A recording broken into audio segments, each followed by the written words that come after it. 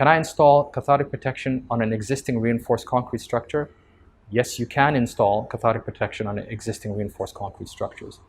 There's a lot of cases here and in many other places in the world where within 5, 10, 15 years, this structure, the concrete structure that's been built is starting to suffer from corrosion.